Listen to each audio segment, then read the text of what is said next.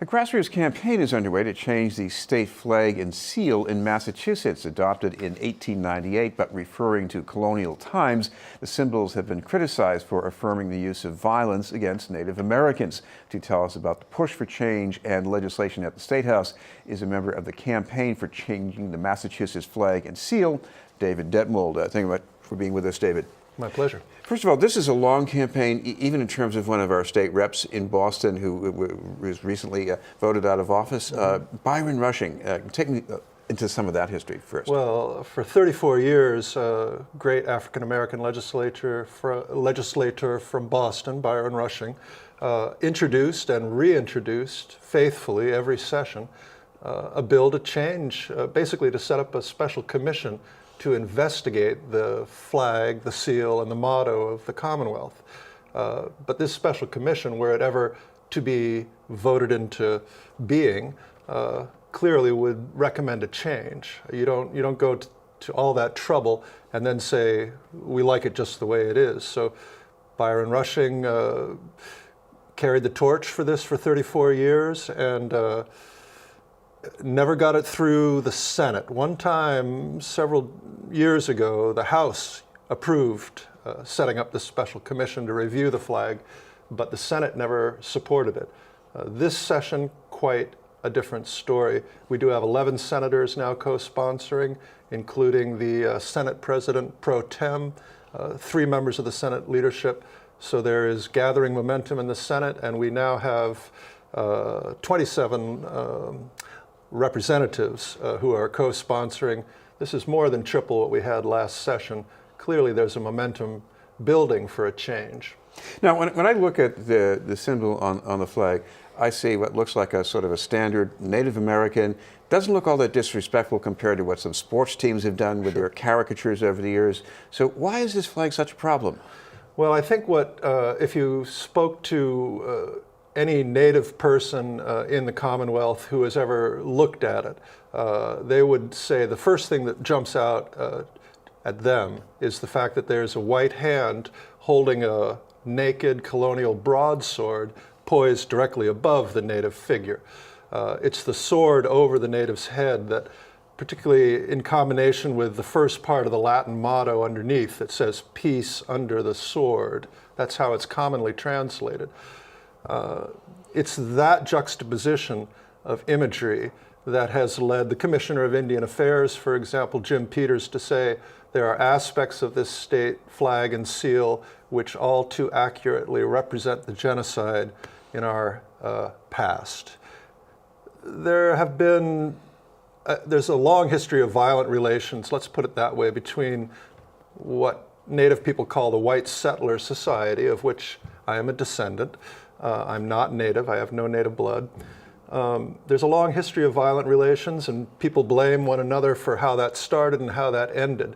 But let's put that in the past now.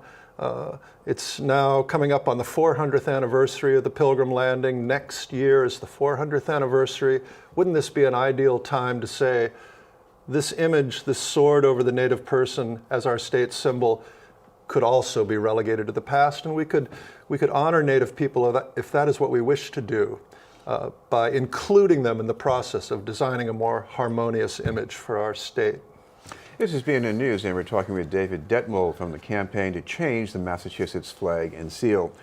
David, I know this flag goes back a ways, Byron Rushing's efforts go back a ways, but why is this catching on so much right now, you think? I think there's a lot of focus on this 400th anniversary.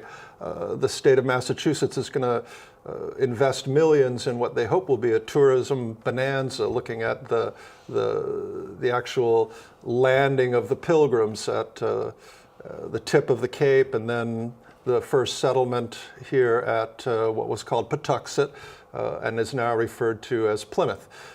So national media, international media will be focused on Massachusetts and its history of relations with the Native people. This is the time to really take a look at our official state symbol.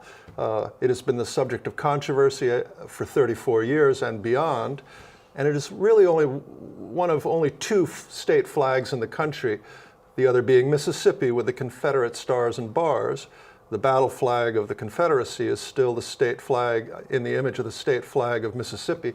These are the two that continue to be the subject of attempts at change, and I think for very similar reasons. Massachusetts has prided itself on a very progressive streak. They consider themselves we consider ourselves a progressive state, and perhaps look down in some sense at the effort to continue to hold on to the Confederate flag in Mississippi. But we should look at our own flag first. A sword over a native person's head, is that a welcoming image? Is that the image we wish to teach? It's part of the core curriculum, as I understand it, for third graders in their social studies class to look at and study the state symbols. Is this the image we wish to continue to teach generation after generation? People do look at it as an image of violence against Native people. And I think it's fair to consider it that way. The illustrator who was commissioned by then Secretary of State William Olin in the late 19th century to come up with what they would regard as the definitive and final version of Massachusetts state flag and seal, when he published in 1900 a record of his labors in a magazine called the New England Quarterly, he referred to Native people as poor savages. And this is not even 120 years ago. He felt comfortable using that term. It was not then, nor is it now, to be considered an image to honor Native people. And it is time to change that. There are Native nations who have not only welcomed the lost pilgrims, you might say, 400 years ago. Those Native nations are still living here in the Commonwealth today. And I think it is time, many people think it is time, to get on a better footing for the next centuries coming forward, to say we respect Native people. We want to ask their opinion before we use their images as our official state symbols. How would they like to be represented? Would you like to have a sword over your head? Not many people would say yes to that. Now, I know you said you don't have Native American heritage, but you must have some contact with Native Americans in the state, or their presence in the state. I mean, what put this on the radar screen for you? Well, all my life I've been fortunate to befriend and be mentored by Native American people who I've come in contact with ever since I was a young boy, as a matter of fact. And I have a deep respect for their life ways, their culture, their wisdom, and their respect for the natural world, the environment upon which we all depend. I think we have right now, in the midst of this, what many scientists would call a climate crisis, brought on by our disrespect of natural systems. I think we have a lot to learn from Native people right now, and I think we better learn it quickly if we intend to leave a livable planet for our grandchildren and their grandchildren. And I think the basis of this kind of relationship is respect. And an attempt now to look at this history of past violence and say, let's put that in the past. Let's invite Native people to the decision-making table, and that is actually what Byron Rushing's legislation in its current revised form would do. It would invite at least 5 Native leaders of the Commonwealth, and we're talking about tribal peoples such as the Mashpee Wampanoag, the Wampanoags from Akina and Martha's Vineyard, the Nipmuc from the central part of the state, and the Massachusetts themselves, who live right here in the Boston area, whose name we have taken for our Commonwealth and whose land we have taken entirely. They too should have a seat at the decision-making table to see how their images should be used. That would be the basis of respect upon which a relationship can be built going forward. And I think that is very important, not just for Massachusetts, but for our nation as a whole. Native people are a distinct and powerful group of nations who live on this continent and who have lived on this continent for thousands of years.